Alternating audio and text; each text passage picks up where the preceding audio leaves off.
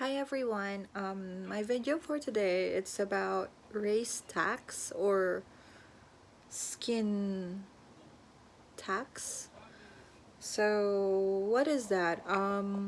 Is it skin tax? Anyway, like an extra charge if you're a foreigner, and for let's say um I'm gonna take tricycle because I'm a Filipino. I might pay the normal amount, which is let's say 40 pesos or $1. But because you're a foreigner and your skin color is quite different, you might have to pay more or you would be charged more. Now, do Filipinos always do this? Actually, I think it's not only the Philippines. There are other countries which does this.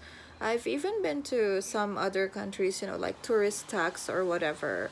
But in some cases, they take advantage too much. For let's say in Korea, like in Myeongdong, some people, some businesses they also overcharge food or some services that they offer, especially to tourists. But it's also similar in the Philippines. I think in the Philippines it happens more than usual because they don't really put how much exactly is the price.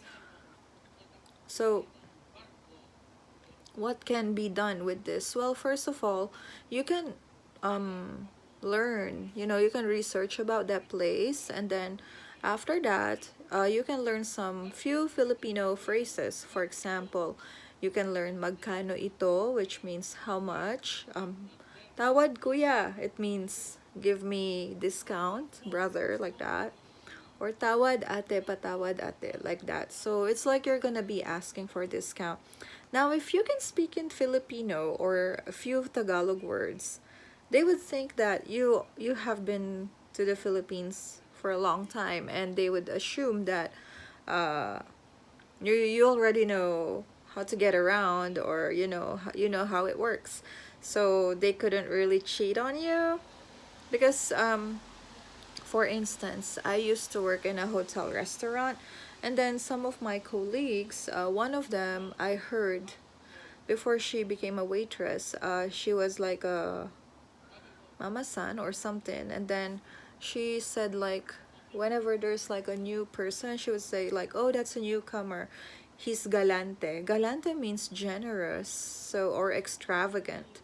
But if there's this guy who's like an expat in the Philippines, she would say, ah, kurimao na yan. It means that person is kurimao or stingy. So what is kurimao? Kuri, pot, plus, uh, wait, I posted that. Kuripot plus, anyway, kuripot means stingy. Or stingy or stingy. Anyway, cheap Charlie, something like that. So they would assume those things. Now, there was a question here. He was actually building a house, and he was worried about it because it seems like the people that he asked to help him to build the house along with his Filipino wife, they bailed on him because so he was saying, do Filipinos hate foreigners? No, we don't. Sometimes there's this misunderstanding, and then most of them at first they want to treat you well, but some people would say, oh, you could take advantage of him, and then and everything goes from there. Now, what is the best way whenever you try to, what's my advice for you? Well, in for this is also my advice for most foreigners. Before you go through anything, like let's say um, investment or something like these involving a huge amount of money, always consult a lawyer. A lawyer's fee is not so expensive. It wouldn't even cost you like more than 1,000 pesos for consultation, and then of course retainer's fee is different, or other services are different, but having a know-how is a big thing.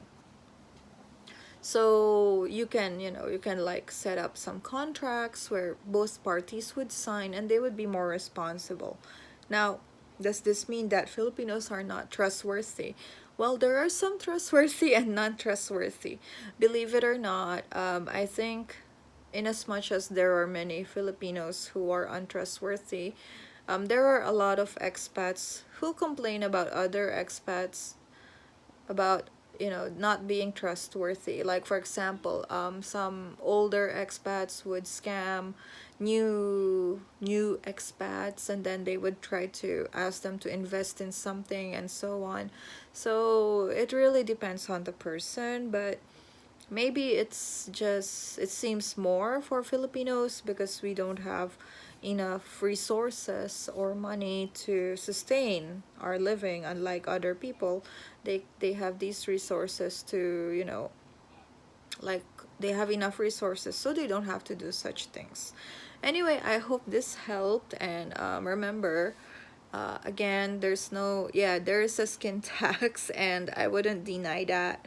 So the best way that you could do is learn some few Filipino words, research before you travel, know about that place, know about that prices, and let that person that you're talking to know that you know about these things and you're well informed. So in that case, you wouldn't be scammed, or more or less you wouldn't be, overcharged. So it's not only you, also us Filipinos working abroad, we also get scammed as well by, by our own, what yeah, our, like, by other Filipinos. Like, they would overcharge us, and then they would say, oh, you came from another country, this is just like your gift for us. But they don't understand that we're working hard here. I mean, like for instance, me, I finish at 10 p.m., and you can't just give away that amount that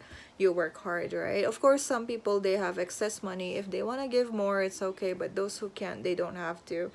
And we shouldn't be obliged to. That's my belief.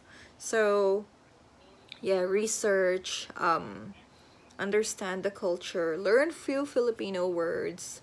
These are the best things that you could do. Or if you have this trusted Filipino friend, you can ask him or her to go out with you when you go shopping, and for tricycle or something like that, so that they could help you translate. Because sometimes when there's a Filipino involved, they wouldn't really charge you much, but because that Filipino might fight for you. But there are some cases where they would even tell that friend, for example, I'm your friend and I'm with you, they're gonna say, why are you helping him, he's from another country anyway. So that's also another downside. Like, you should, you should allow them to scam other people because you are both Filipinos.